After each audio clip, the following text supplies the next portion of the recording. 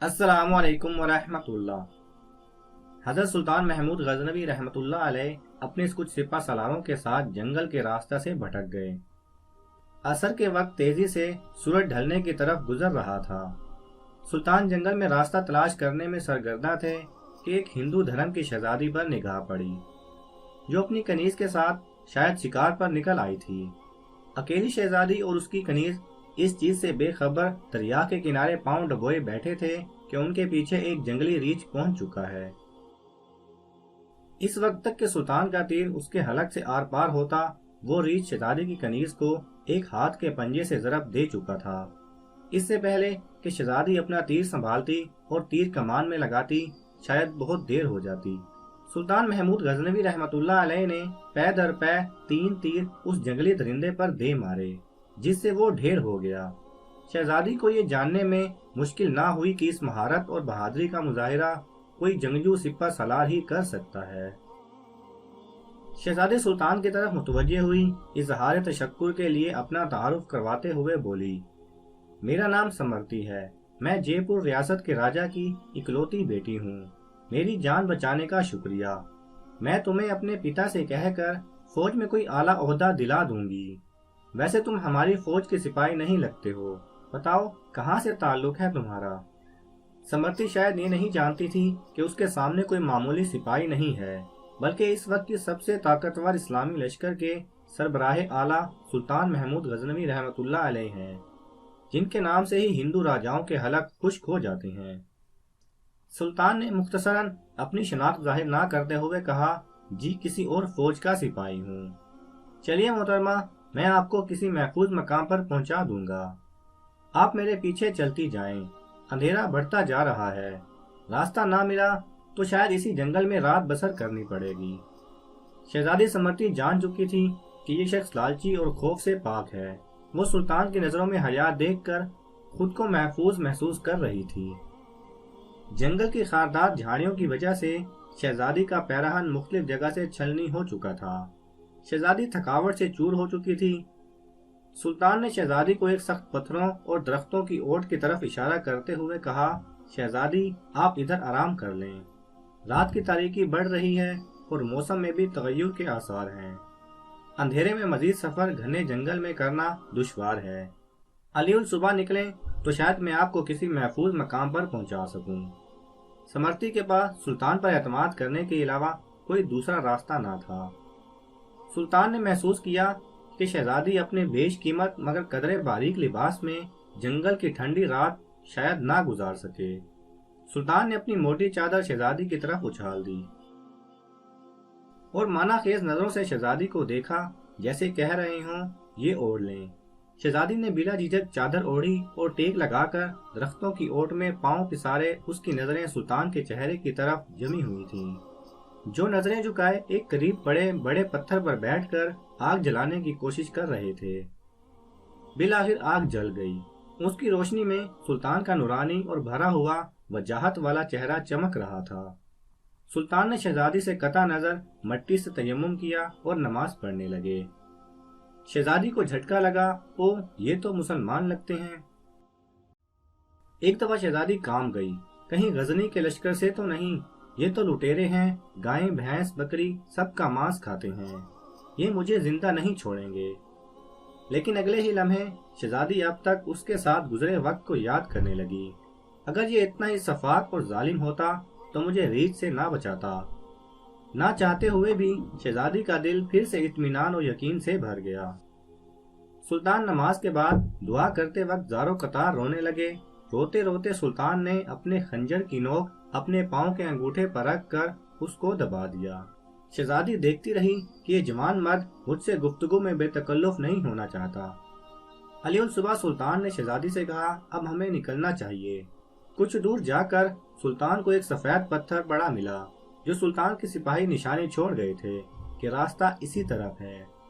یہ اس زمانے کا ایک طریقہ تھا کہ جنگل میں پتھر چھوڑتے جاتے تاکہ پیچھے آنے والا راستہ جان سکے کہ گزرنے والا کہاں سے ان کا ساتھی گزرا ہے۔ بالآخر شہزادی اور سلطان ایک ہموار راستے پر آ پہنچے۔ کچھ دور ایک چھوٹے سے گاؤں کے آثار نظر آ رہے تھے۔ سلطان نے کہا، یہ آپ کی ریاست کی حدود کا ہی گاؤں معلوم پڑتا ہے، شہزادی بولی، ہاں دیکھتے ہیں۔ گاؤں پہنچنے پر شہزادی نے گاؤں کے مکھیا کو بلاوا بھیج دیا۔ مکھیا اپنے کچھ ساتھیوں سمیت حاضر ہوا۔ شہزادی نے کہا، ہمیں 2 برق رفتار گھوڑے دے جائیں اور کچھ خشک اناج اس سپاہی کو دیا جائے۔ شہزادی نے سلطان سے کہا، اجنبی ہمیں بہت حیرت ہوئی تم پر، آخر تم کس مٹی کے بنے ہو؟ ساری رات تم اپنے خنجر سے زخم کریدتے رہے اور میری طرف کوئی توجہ نہ دی۔ تم چاہو تو ہمارے ساتھ محل چلو، ہم تمہیں انعام و کرام سے بھر دیں گے اپنی جان بچانے کے بدلے میں۔ سلطان نے گھوڑے پر سوار ہو کر شہزادی سے کہا، شہزادی صاحبہ، زخم اس لیے کریدتا رہا کہ آپ کا حسن میرے ایمان کو زد نہ پہنچائے اور میری توجہ میرے درد کی طرف رہے، آپ کی طرف نہ بڑھے۔ شہزادی، کیا تمہیں یہ موقع گنوانا چاہیے تھا؟ ہم سے خلوت میں ملاقات کے لیے لوگ اپنی ریاستیں دستبردار کرنے کو تیار ہیں۔ سلطان نے کہا، شہزادی میں مسلمان ہوں اور محمد مصطفیٰ صلی اللہ علیہ وسلم کا غلام ہوں۔ میری نظر آپ کے جسم پر نہیں بلکہ خود میری اپنی روح پر تھی۔ شاید میرے جسم سے گناہ کا داغ دھل جاتا، لیکن میری روح پر اس گناہ کا داغ لے کر میں اپنے نبی پاک صلی اللہ علیہ وسلم کے سامنے کیسے پیش ہوتا؟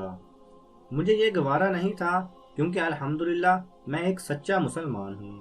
شہزادی یہ جواب سن کر اس سپاہی کے اپنے سچے مذہب اسلام کے ساتھ لگاؤ، محبت اور وفاداری دیکھ کر ان کے کردار سے متاثر ہوئے بنا نہ رہ سکی، جیسے اس کا دل اسی اجنبی کے مذہب اور زندگی میں شامل ہونے کو بے قرار ہو۔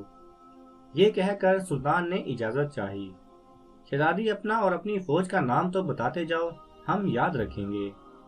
سلطان نے چادر سے نقاب اوڑھا، تیر کش کندھے پر ڈالے، تلوار اپنے میان میں ڈالی اور گھوڑے کی رکابیں پکڑتے ہوئے بولے، شہزادی، میرا نام ہے سلطان محمود غزنوی اور میں ہی غزنی کی عظیم الشان فوج کا سپہ سالار اعظم اور سلطان یعنی بادشاہ ہوں۔ یہ کہہ کر سلطان نے گھوڑے کو ایڑی لگا دی اور سر پر دوڑتے ہوئے آنکھوں سے اوجھل ہو گئے۔ اللہ اکبر، سبحان اللہ، ماشاء اللہ۔ یہ تھے اللہ اور رسول صلی اللہ علیہ وسلم کے سچے وفادار۔ ایسے تھے اسلامی سلطنت کے حکمران اور مسلمان بادشاہ اور کامل ایمان والے۔ آج ان کے نقش قدم پاک ہم سب کے لیے راہ نجات ہیں۔ اس پیغام کو دوسروں تک پہنچائیے تاکہ اللہ کسی کی زندگی کو آپ کے ذریعے بدل دے۔ سلطان محمود غزنوی اپنی رعایا کا بڑا خیال رکھا کرتا تھا۔ اس کی عادت تھی کہ وہ راتوں کو بھیس بدل کر شہر کی گلیوں میں پھرتا رہتا اور جائزہ لیتا کہ رعایا کس حال میں ہے۔ ایک مرتبہ کا ذکر ہے کہ سلطان اپنے معمول کے مطابق بھیس بدل کر شہر میں پھر رہا تھا۔ اسے ایک جگہ پر چند افراد اکٹھے جاتے ہوئے دکھائی دیے۔ سلطان تیز تیز قدم اٹھاتا ہوا ان کے نزدیک گیا تو اسے محسوس ہوا کہ یہ چور ہیں جو کسی جگہ پر چوری کرنے کی نیت سے جا رہے ہیں۔ سلطان محمود غزنوی کو اپنی طرف آتا دیکھ کر چور خوف زدہ ہو گئے کہ یہ آدھی رات کے وقت کون اس طرف آ رہا ہے۔ چونکہ انہوں نے سلطان کو بالکل نہیں پہچانا تھا، اس لیے کہنے لگے کہ تم کون ہو؟ سلطان نے کہا، میں بھی تمہاری طرح کا ایک آدمی ہوں۔ چوروں نے سمجھا کہ شاید یہ بھی ہماری طرح کوئی چور ہے کہ جو آدمی رات کے بعد چوری کی نیت سے ملا ہے۔ چنانچہ انہوں نے اطمینان کا سانس لیا۔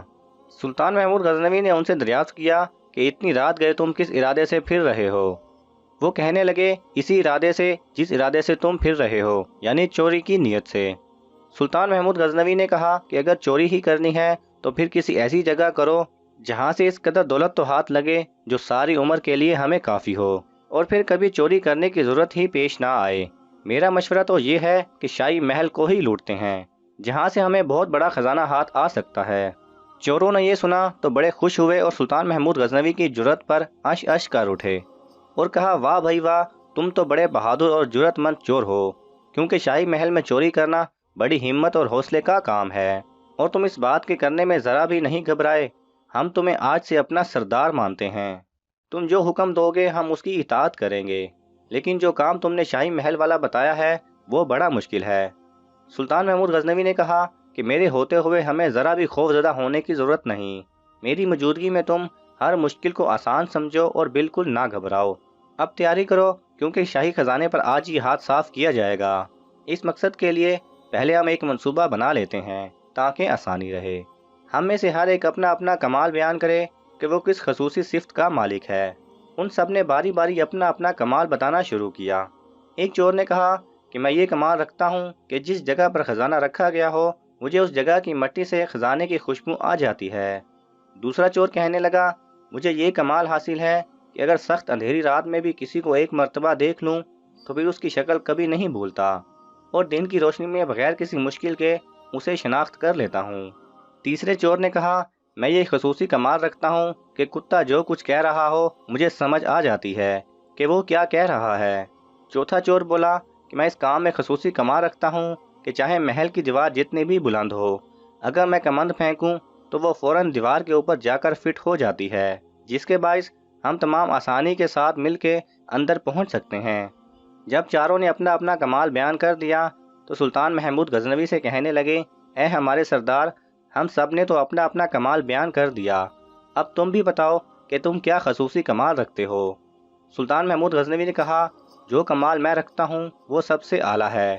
مجھ میں یہ خصوصیت ہے کہ اگر مجرم گرفتار ہوں اور ان کو موت کی سزا کا حکم ہو، پھر جلاد ان کی گردنیں اتارنے کے لیے انہیں تختہ دار پر بھی لے آئے تو عین اس موقع پر اگر میں اپنی داڑھی پھیلا دوں تو سب مجرم اسی وقت قید سے چھوٹ جائیں اور ان کی جان بخشی ہو جائے۔ سب چور یہ سن کر بڑے حیران ہوئے اور کہا، واقعی یہ بہت بڑا کمال ہے، اس کمال کے ہوتے ہوئے تو ہمیں ذرا بھی ڈر محسوس نہیں کرنا چاہیے۔ اس کے بعد وہ سب شاہی محل کی طرف چوری کے ارادے سے چل پڑے۔ ابھی تھوڑی ہی دور گئے تھے کہ راستے میں ایک کتا ان کی طرف دیکھ کر بھونکا۔ جو چور کتے کی زبان سمجھتا تھا سب چور اس سے پوچھنے لگے کہ بتاؤ یہ کتا کیا کہہ رہا ہے۔ وہ بولا، ساتھیو، کتے نے جو کچھ کہا ہے اسے سن کر تو میں بڑا حیران ہو رہا ہوں۔ اگر تم سنو تمہیں یقین ہی نہ آئے کہ واقعی کتا ٹھیک کہہ رہا ہے یا غلط، لیکن کتا جو کہہ رہا ہے میں حرف بہ حرف اسے سمجھا رہا ہوں۔ باقی چوروں کو بھی تجسس ہوا اور کہنے لگے، بتاؤ تو صحیح کتا کیا کہہ رہا ہے۔ وہ بولا، کتا یہ کہہ رہا ہے کہ ان پانچوں میں سے ایک بادشاہ ہے۔ وہ سب یہ بات سن کر ہنسنے لگے اور بولے، یہ کیسے ہو سکتا ہے کہ ہم میں سے ایک بادشاہ ہے۔ وہ کہنے لگا، تم بے شک اس بات پر ہنسو لیکن میں ٹھیک کہتا ہوں کہ کتا یہی کہہ رہا ہے کہ ان پانچوں میں سے ایک بادشاہ ہے۔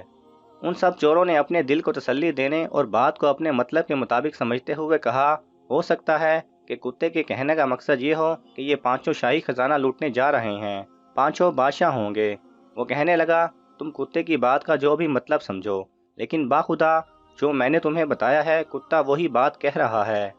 یہی بات کرتے کرتے پانچوں شاہی محل کے پاس پہنچ گئے اور دیوار کے نزدیک کھڑے ہو کر کمند پھینکنے والے چور سے کہنے لگے کہ اب تم اپنا کمال دکھاؤ۔ اس چور نے ایک ہی بار میں جو کمند پھینکی تو محل کی دیوار کے اوپر کنگرے سے لگ گئی۔ اس کے بعد یہ سب باری باری دیوار پار کر گئے اور محل میں داخل ہو گئے۔ اب اس چور کے کمال دکھانے کی باری تھی جو سونگ کر چھپا ہوا خزانہ کی جگہ بتا دیتا تھا۔ چنانچہ اس نے اپنے خصوصی کمال سے کام لے کر جس قدر شاہی خزانہ چھپایا ہوا تھا وہ سب بتا دیا، اور ان سب نے مل کر وہاں سے خزانہ نکال لیا اور جس راستے سے آئے تھے اسی راستے سے خزانہ لے کر باہر نکل آئے۔ ابھی صبح نہیں ہوئی تھی اور رات کا اندھیرا باقی تھا۔ وہ فوراً شہر کی حدود سے باہر نکلے اور ایک جنگل میں بیٹھ کر خزانے کی تقسیم کا پروگرام بنانے لگے۔ سلطان محمود غزنوی نے ان سے کہا کہ چونکہ میں تمہارا سردار ہوں اس لیے میرا علم اور حکم تم پر لازم ہے۔ میرا مشورہ یہ ہے کہ ہم اس وقت خزانے کو آپس میں تقسیم نہیں کرتے، کیونکہ اگر ہم خزانہ تقسیم کر کے اپنا اپنا حصہ اپنے گھر کو لے گئے، اور چونکہ یہ چوری بادشاہ کے محل میں ہوئی ہے اس لیے جب بادشاہ کو اس چوری کے بارے میں علم ہوگا تو وہ پورے شہر میں اس طرح کا انتظام کرے گا کہ ہر ممکن طریقے سے چور کو پکڑا جا سکے، اور ہو سکتا ہے کہ وہ گھر گھر تلاشی کے لیے اپنے سپاہیوں کی ڈیوٹی لگا دے تاکہ جس گھر سے بھی خزانہ برآمد ہو چوروں کا پتہ چل جائے۔ اگر ہم خزانے کا حصہ اپنے اپنے گھروں میں لے گئے تو ہم فوراً پکڑے جائیں گے، اس لیے کچھ دنوں کے لیے خزانے کی تقسیم کے کام کو ملتوی کر دیتے ہیں اور اس جنگل میں زمین کھود کر خزانہ یہاں پر دفن کر دیتے ہیں۔ بادشاہ کے کراندے جب خزانے کی تلاش میں ہر ممکن حربہ استعمال کرنے کے بعد مایوس ہو جائیں گے تو پھر ہم کسی کے ساتھ یہاں آ کر خزانہ نکال لیں گے اور آپس میں تقسیم کر لیں گے۔ سلطان کی اس تجویز کو سب نے قبول کیا اور کہنے لگے کہ یہ بات ٹھیک ہے، کہ بڑی اچھی رائے ہے، ہم صدار کے حکم کو دل و جان سے تسلیم کرتے ہیں۔ اس بات پر جب سب میں اتفاق رائے ہو گیا تو سب نے زمین کھود کر خزانہ دفن کر دیا۔ سب اپنے اپنے گھر کی طرف جانے لگے تو سلطان محمود غزنوی نے ان سے کہا کہ میں تم لوگوں میں نیا شامل ہوا ہوں اور میں تمہارے بارے میں کچھ بھی نہیں جانتا کہ تم لوگ کون ہو اور کس جگہ پر رہتے ہو۔ چونکہ تم نے مجھے اپنا سردار تسلیم کیا ہوا ہے اس لیے تم سب مجھے اپنے گھروں کے ایڈریس دو تاکہ مجھے پتہ چلے کہ تم کہاں رہتے ہو۔ چنانچہ چاروں چوروں نے اپنے گھر کے پتے سلطان کو بتا دیے۔ اس کے بعد سب اپنے اپنے گھر کی طرف چل دیے اور سلطان محمود غزنوی واپس محل میں آیا۔ جب صبح کا سورج طلوع ہوا تو یکدم شاہی محل کے ایک کونے سے سرکاری کارندوں کا شور بلند ہوا کہ شاہی خزانہ کوئی لوٹ کر لے گیا ہے۔ فوری طور پر پولیس کے سپاہی چوروں کی تلاش میں شہر کی طرف بھاگے۔ سلطان محمود غزنوی نے پولیس کے سربراہ کو ان چاروں چوروں کا نام اور ایڈریس بتائے اور حکم دیا کہ ان چاروں کو گرفتار کر کے لایا جائے، کیونکہ شاہی خزانے کی چوری انہوں نے ہی کی ہے۔ چنانچہ بادشاہ کے سپاہی کوئی لمحہ ضائع کیے بغیر چوروں کو گرفتار کر کے لے آئے۔ وہ چاروں چور اپنے پکڑے جانے پر سخت حیرت زدہ تھے کہ آخر یہ ماجرا کیا ہے۔ وہ سوچ رہے تھے کہ اتنی جلدی شاہی سپاہیوں نے ان کو کیسے پکڑ لیا اور کون ہے کہ جس نے ہماری مخبری کی۔ اس کے ساتھ ہی انہیں یہ خیال بھی آیا کہ ہم چاروں کو تو گرفتار کر لیا گیا ہے مگر ہمارا سردار نہیں پکڑا گیا، اس کی کیا وجہ ہے؟ اسی سوچ و بچار کے عالم میں ان چاروں کو عدالت میں پیش کر دیا گیا اور قاضی نے شاہی خزانے کی چوری کے جرم میں ان کو موت کی سزا کا حکم سنا دیا۔ یہ حکم سن کر ان کے اوسان خطا ہو گئے اور آپس میں کہنے لگے کہ اگر اس وقت ہمارا سردار ہوتا تو اپنا کمال دکھاتا، لیکن افسوس کہ وہ ہمارے ساتھ پکڑا نہیں گیا، اب تو وہ خود ہی اکیلا خزانے پر قبضہ جما لے گا۔ جب ان چاروں کو جلاد تختہ دار کی طرف لے جا رہا تھا تو عین اسی وقت سلطان محمود غزنوی کا حکم ملا کہ شاہی خزانے کی چوری کے مجرموں کو اس کے سامنے پیش کیا جائے، تاکہ اگر کوئی اپنی آخری خواہش رکھتے ہوں تو مرنے سے پہلے وہ پوری کی جا سکے۔ سلطان کے حکم کے مطابق چاروں چوروں کو سلطان کے حضور پیش کر دیا گیا۔ چاروں چور نظریں جھکائے شاہی دربار میں کھڑے تھے اور سلطان محمود غزنوی شاہی لباس زیب تن کیے شان و شوکت کے ساتھ تخت پر جلوہ افروز تھا۔ اچانک اس چور کی نظر سلطان پر پڑی جو اندھیری رات میں ایک بار کی دیکھی ہوئی شکل کبھی نہیں بھولتا تھا اور دن میں شناخت کرنا اس کے لیے بالکل دشوار نہ ہوتا تھا۔ اس نے پہچان لیا کہ تخت پر جو شخصیت جلوہ افروز ہے وہی رات کے وقت ہمارا ساتھی تھا۔ اس نے آہستہ سے اپنے ساتھی چور کے کان میں کہا، اے دوست، رات کو کتے کی کہی ہوئی بات کی سمجھ اب آئی ہے۔ کتا ٹھیک کہہ رہا تھا کہ ان پانچوں میں ایک بادشاہ ہے، یہ جو تخت پر بیٹھا ہے رات کو یہی ہمارا پانچواں ساتھی تھا۔ دوسرا چور اس کی بات سن کر کہنے لگا، ارے احمق، کیا بکواس کرتے ہو؟ رات کو تم نے ایک کتے کی بات کا یقین کر کے چور کو بادشاہ بنایا اور اب تم بادشاہ کو چور کہہ رہے ہو؟ لگتا ہے تمہاری عقل ماری گئی ہے، تم اپنے ہوش میں نہیں۔ سلطان محمود غزنوی ان کی آپس میں کھسر پسر سن رہا تھا۔ وہ بولا، یہ تم لوگوں نے کیا کھسر پسر لگا رکھی ہے؟ جس چور نے بادشاہ کو پہچان لیا تھا وہ فوراً چند قدم آگے بڑھا اور اپنے ہاتھ باندھ کر کہنے لگا، اے ہمارے سردار، ہم سب نے تو اپنا اپنا کمال دکھا دیا، اب تم اپنی داڑھی کب ہلاؤ گے؟ اس وقت ہلاؤ گے جب ہم موت کے منہ میں چلے جائیں گے۔ سلطان محمود غزنوی اس چور کی یہ بات سن کر ہنس پڑا اور کہا، واہ بھائی واہ، تم نے مجھے پہچان لیا اور اپنا کمال دکھا دیا، تو پھر میں آپ اپنا کمال دکھاتا ہوں اور اپنی داڑھی کو ہلاتا ہوں۔ جاؤ، تم سب آزاد ہو۔ چوروں نے جو اپنی رہائی کا حکم سنا تو بڑے متاثر ہوئے اور اسی وقت سلطان کے قدموں میں گر کر معافی کے خواستگار ہوئے اور آئندہ کے لیے چوری کے کاموں سے توبہ کی اور ہمیشہ کے لیے نیکی کا راستہ اختیار کرنے کا وعدہ کر کے شاہی دربار سے رخصت ہو گئے۔ سلطان محمود غزنوی کا دربار لگا ہوا تھا۔ دربار میں ہزاروں افراد شریک تھے، جن میں اولیاء، کتب اور ابدال بھی تھے۔ سلطان محمود نے سب کو مخاطب کر کے کہا، کوئی شخص مجھے حضرت خضر علیہ السلام کی زیارت کرا سکتا ہے؟ سب خاموش رہے۔ دربار میں بیٹھا ایک غریب دیہاتی کھڑا ہوا اور کہا، میں زیارت کروا سکتا ہوں۔ سلطان نے شرائط پوچھی تو عرض کرنے لگا، 6 ماہ دریا کے کنارے چلا کاٹنا ہوگا، لیکن میں غریب آدمی ہوں، میرے گھر کا خرچہ آپ کو اٹھانا ہوگا۔ سلطان نے شرط منظور کر لی۔ اس شخص کو چلا کے لیے بھیج دیا گیا اور گھر کا خرچہ بادشاہ کے ذمے ہو گیا۔ 6 ماہ گزرنے کے بعد سلطان نے اس شخص کو دربار میں حاضر کیا اور پوچھا تو دیہاتی کہنے لگا، حضور، کچھ وظائف الٹے ہو گئے ہیں، لہٰذا 6 ماہ مزید لگیں گے۔ مزید 6 ماہ گزرنے کے بعد سلطان محمود کے دربار میں اس شخص کو دوبارہ پیش کیا گیا تو بادشاہ نے پوچھا، میرے کام کا کیا ہوا؟ یہ بات سن کر دیہاتی کہنے لگا، بادشاہ سلامت، کہاں میں گنہگار اور کہاں حضرت خضر علیہ السلام، میں نے آپ سے جھوٹ بولا، میرے گھر کا خرچہ پورا نہیں ہو رہا تھا، بچے بھوک سے مر رہے تھے، اس لیے ایسا کرنے پر مجبور ہوا۔ سلطان نے اپنے ایک وزیر کو کھڑا کیا اور پوچھا، اس شخص کی سزا کیا ہے؟ وزیر نے کہا، سر اس شخص نے بادشاہ کے ساتھ جھوٹ بولا ہے، لہذا اس کا گلا کاٹ دیا جائے۔ دربار میں ایک نورانی چہرے والے بزرگ بھی تشریف فرما تھے۔ کہنے لگے، بادشاہ سلامت، اس وزیر نے بالکل ٹھیک کہا۔ بادشاہ نے دوسرے وزیر سے پوچھا، آپ بتاؤ۔ اس نے کہا، سر اس شخص نے بادشاہ کے ساتھ فراڈ کیا ہے، اس کا گلا نہ کاٹا جائے بلکہ اسے کتوں کے آگے ڈالا جائے تاکہ یہ ذلیل ہو کے مرے اور اسے مرنے میں کچھ وقت تو لگے۔ دربار میں بیٹھے اسی نورانی چہرے والے بزرگ نے کہا، بادشاہ سلامت، یہ وزیر بھی بالکل ٹھیک کہہ رہا ہے۔ سلطان محمود غزنوی نے اپنے پیارے غلام ایاز سے پوچھا، تم کیا کہتے ہو؟ ایاز نے کہا، بادشاہ سلامت، آپ کی بادشاہی سے 1 سال ایک غریب کے بچے پلتے رہے، آپ کے خزانے میں کوئی کمی نہیں آئی اور نہ ہی اس کے جھوٹ سے آپ کی شان میں کوئی فرق پڑا۔ اگر میری بات مانے تو اسے معاف فرما دیں، اگر اسے قتل کر دیا تو اس کے بچے بھوک سے مر جائیں گے۔ ایاز کی بات سن کر محفل میں بیٹھا وہی نورانی چہرے والا بابا کہنے لگا، ایاز بالکل ٹھیک کہہ رہا ہے۔ سلطان محمود غزنوی نے اس بابا جی کو بلایا اور پوچھا، آپ نے ہر وزیر کے فیصلے کو درست کہا، اس کی وجہ مجھے سمجھائی جائے۔ بابا جی کہنے لگا، بادشاہ سلامت، پہلے نمبر پر جس وزیر نے کہا اس کا گلا کاٹا جائے وہ قوم کا کسائی ہے، اور کسائی کا کام ہے گلے کاٹنا۔ اس نے اپنا خاندانی رنگ دکھایا۔ غلطی اس کی نہیں، آپ کی ہے کہ آپ نے ایک کسائی کو وزیر بنا لیا۔ دوسرا جس نے کہا اسے کتے کے آگے ڈالا جائے، اس وزیر کا والد بادشاہوں کے کتے نہلایا کرتا تھا، کتوں سے شکار کھیلتا تھا، اس کا کام ہی کتوں کا شکار ہے، تو اس نے اپنے خاندان کا تعارف کرایا۔ آپ کی غلطی یہ ہے کہ ایسے شخص کو وزارت دی۔ جہاں ایسے لوگ وزیر ہوں وہاں لوگوں نے بھوک سے ہی مرنا ہے۔ اور تیسرا، ایاز نے جو فیصلہ کیا تو سلطان محمود سنو، ایاز سید زادہ ہے۔ سید کی شان یہ ہے کہ سید اپنا سارا خاندان کربلا میں ذبح کرا دیتا ہے مگر بدلہ لینے کا کبھی نہیں سوچتا۔ سلطان محمود اپنی کرسی سے کھڑا ہو جاتا ہے اور ایاز کو مخاطب کر کے کہتا ہے، ایاز، تم نے آج تک مجھے نہیں بتایا کہ تم سید ہو۔